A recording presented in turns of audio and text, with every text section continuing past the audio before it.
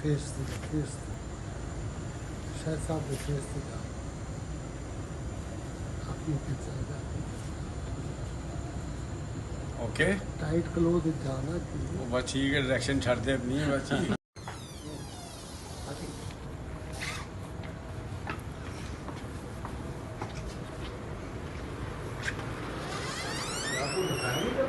नहीं सर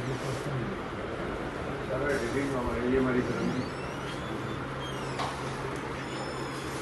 तो पोस्टर ही पोस्टर रह गए पोस्टर भी दिखाओ भाई अब तो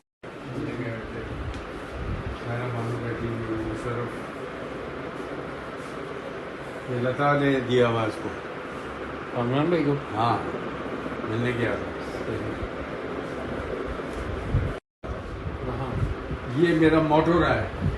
हमेशा ये this was my motto what happens ये तूफान में फंसा हुआ है तूफान में इसमें ये है कि कीप ऑन रोइंग